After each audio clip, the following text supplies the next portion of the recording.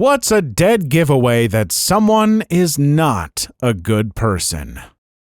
Story 1. When they cannot bring themselves to celebrate someone else's success. I had a friend like this. She was nice and seemed to like me. It took me quite some time to figure out the odd thing that was missing in our relationship. She couldn't be happy for me. Not even a little. Yeah, good for you, or something like that. Just radio silence. We split ways. My dad treats every success as a contest. It's exhausting. My unscientific theory is that this comes from having parents who pit their kids against one another / other people. My mom always made everything a comparison and a competition between her daughters because she's like this. Especially me as the smart one. My older sister was supposed to be the beauty and my younger sister the artist, so I got the most obvious pressure. For example, if I started working out, my mom would start too and then tell me how much further she biked or how much longer she walked. If one of my friends got a higher score on an exam, she'd want to parse out why and strategize how I could come out on top next time. Once I became a lawyer, her running into old high school friends' parents was the worst. She'd mention my degree and job almost immediately, then ask them what their kids were doing now so she could mention my career to show off. She'd then call me and tell me all about it. It's the only positive attention I ever got from her. It nearly destroyed me. All the stress and anxiety and difficulty supporting my friends' achievements. My younger sister and I both had to really work on ourselves in therapy to stop being like this. Our older sister is still like this, and we both have really limited relationships with her as a result. I give my mom almost no information about my life because it'll either be used to brag to her sisters about how much better I am than their kids, or be used to passively aggressively hint at how I could improve. Nothing is ever enough for her. Get promoted? Well, so is your sister, and when will you be the boss? And why aren't you thinner? These days, I'm a really big cheerleader of all my friends' achievements. Still have to actively talk down my mom's voice in my head about it, though. I would agree with you about 99%. Then there's the 1%, like my extremely socially awkward friend. He's a super nice guy, very intelligent, but he's not one for showing much emotion to his friends, for example. I just had my bachelor party, and I invited him because I wanted him to get out of his shell a little bit and have fun. Well, he came to my party, to my surprise, but out of all my buddies, he's the only one that didn't say congrats to me. I know he likes me as a friend because he does talk to me and ask me about my day or at least show interest in my life. I think he just struggles to show what he thinks could be vulnerability. It's very odd, but I would say he's a good person at heart. Folks, your life is going to be so much better if you don't think of everything in life as a competition. Not to say that you shouldn't try and, pursue things and passions and, try and, push yourself to be better at stuff that you are passionate about, but constantly comparing yourself to others is just a great way to make yourself miserable. If you do something good, just look at it in terms of what you did. Compare yourself to yourself. Are you better than you were before? Perfect. That's all that matters. Story 2. It's always about them. They're always the hero or always the victim in their stories. Can't take criticism, but probably dish it out to everyone else. They're never wrong. I have a friend like this. He's a very weird combo of pretty giving / thoughtful consciously, goes out of his way to help people, etc., but kind of subconsciously narcissistic. I think due to upbringing he's narcissistic but fights it. But yeah, 90% of what he talks about are minor interactions throughout the day that most people would just completely brush off that are apparently a huge deal to him, and where the other party was super wrong. I'd say 2/3 of the time he's kind of in the right, but they're extremely minor, and he's in the right based only on what he says.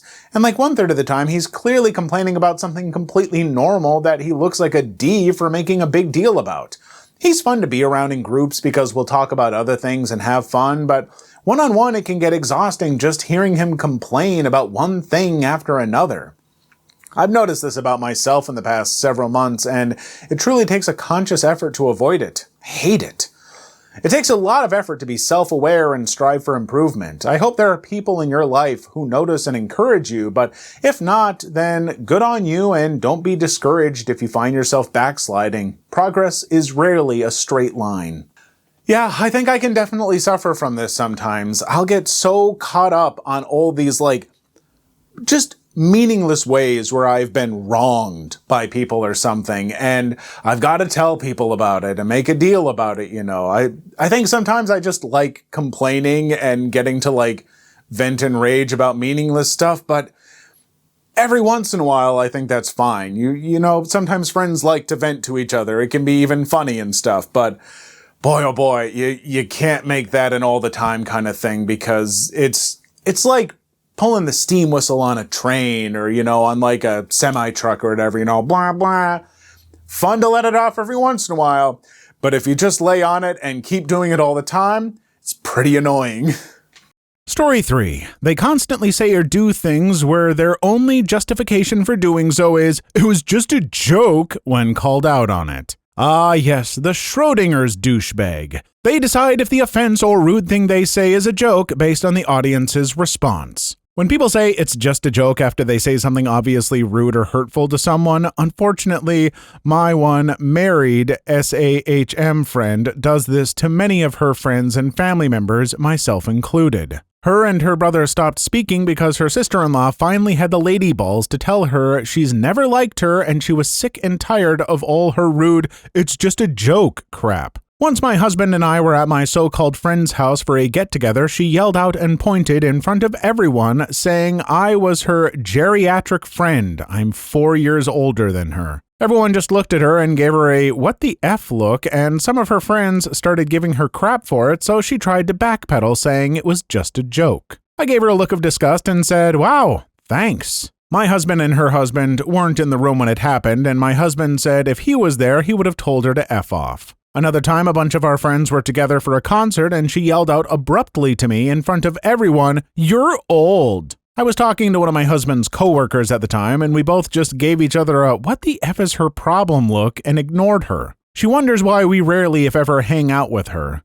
Her husband is awesome, always fun to be around, and is super nice. My husband says she's only like that around me because my husband and I don't have kids. I'm skinnier, and I look younger than her, so she feels inadequate/threatened. I don't care how she feels, it's not an excuse to be allowed to treat someone with such disrespect. Story 4. They remember you are their friend only when they need something from you. I cut a lot of people off like that when I realized they only hit me up when they needed me. "Hey bro, you still have your truck? Need some help moving something this weekend." "Nah, you ain't talked to me in 5 months. Go get a U-Haul." Edit. More context for those asking. Yes, attempts were made on my side many times to hang out prior to this.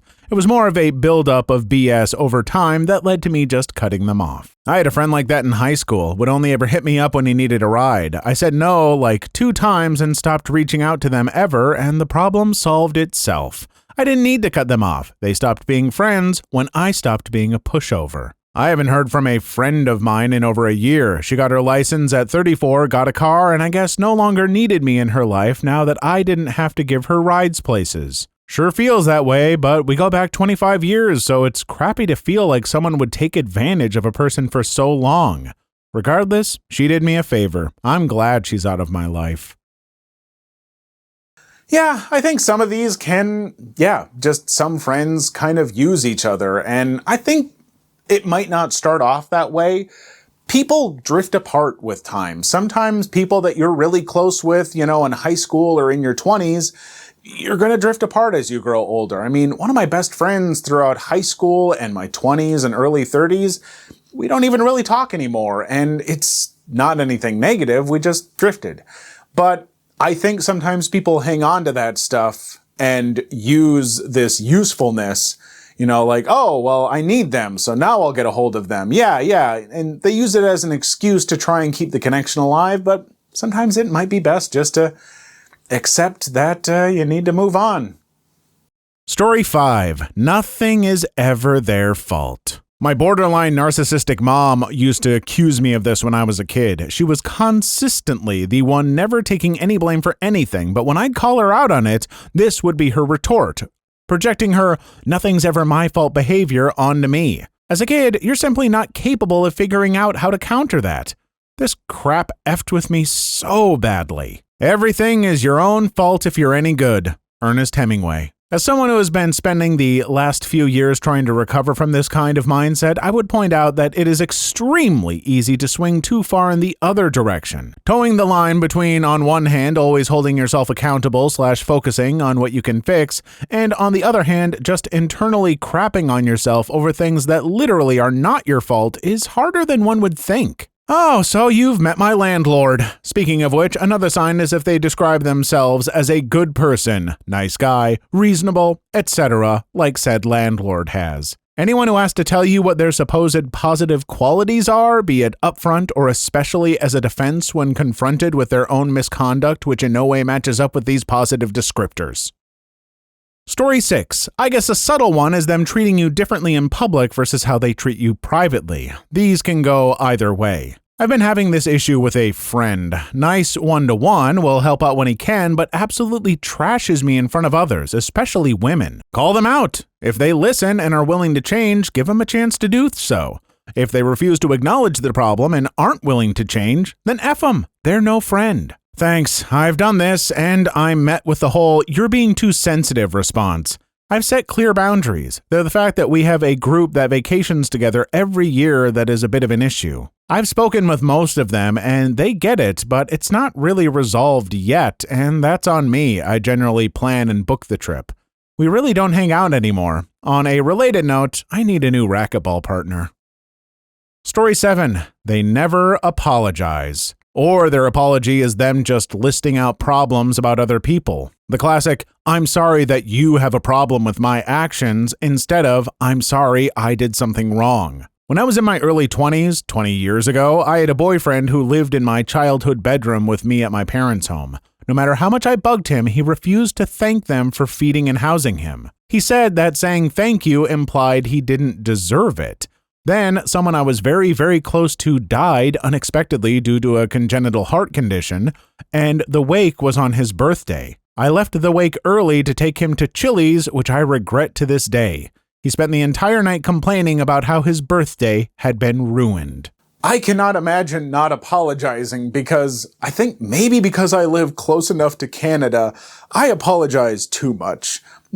There are so many times where I know that things aren't my fault, but I'll still apologize to people, and they're like, why are you apologizing? No, it's not your fault. And I'm like, I know, I just feel bad.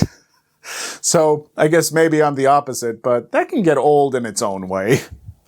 Story 8. If they brag about how they pulled a fast one on other people, as if to say how smart / slick they are and everyone else is stupid. A former friend was a habitual liar. I thought he had a mental disorder or something because of it. Or he thought he needed to impress me with his lies so we could be friends. Then one day he told me he's such a good liar and he's gotten so many things in life because he lies. He instantly got cut off. No contact for a year until I saw him recently at a mutual party, and still barely gave him the time of day. He was always using me. Good riddance. I've always held that if someone gossips to you, then they'll most surely gossip about you to others. Also, if someone tells you something that they were told in confidence, then you absolutely cannot trust them to keep anything you tell them to themselves, even if asked to. Big red flags. Story 9. Treating people well only if they can benefit from them in some way. If they treat you well but treat random people like crap, they aren't good people. And they'll treat you like crap too if you ever stop being of use to them. Some crappy people will treat you nice without expecting anything from you just because you are one of them. They won't treat people whom they don't consider one of them nice, though. I've experienced this a lot with certain men. There's a certain type of man who does not see you as a person to interact with if you're not a dude and you're not a woman he wants to hit on. If you fall outside of that, you might as well be wallpaper.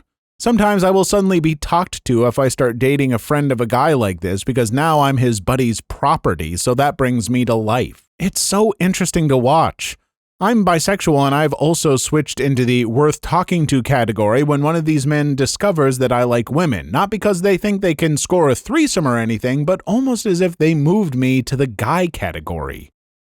Story 10. When telling you about issues in their life and everything is everyone else's fault / no accountability. Run into one butthole, they're the butthole. Run into buttholes all day, you're the butthole. Not always. You could be in a toxic environment or a naive people pleaser that's being gaslit into thinking you're the problem, etc. The saying above merely points out that the buttholes tend to create problems around them, don't take responsibility, complain a lot about others, and don't have any self-awareness. Folks, I gotta tell you, if you're not taking accountability for stuff and admitting to your faults to people, especially like close friends and everything, give it a try, because it is oddly freeing to just go to a friend and be like, man, I screwed up. I goofed up this situation real bad. And to get that off your chest honestly feels way better than trying to appear perfect and superior to people all the time. Seriously. Story 11. A lot of times they'll straight up tell you, anybody who gleefully tells you, I'm such an a-hole or I'm such a B, is usually not joking, even if they say it while laughing. Men who are so into the BS alpha and beta male thing, and women who are so proud of being Bs, pretty much are screaming out that they have no redeeming or interesting qualities. This girl from my high school, which was a long time ago, apparently has a podcast dedicated to her talking about being a B, doing B things, and not giving an F about others. It just gives me so much secondhand embarrassment, and I didn't even know her really, LOL. I literally have pointed this out multiple times that it's weird to me when people say this like it's a bragging right. I tell people all the time as sort of just an honest assessment of my behavior, hey, I can kind of be a D sometimes, but it's basically acknowledging that I say or do things that might offend someone, but I don't mean to, and I don't wear it as a badge of honor, and that I work very hard to try to be better about not being that way. Like, I do not like that I act like that sometimes. People who tell you that they're a butthole and they laugh about it or double down on it and say that other people are too sensitive are usually unpleasant. Please leave your story in the comments. I would love to make a video on them in the future. Also, don't forget to like and subscribe.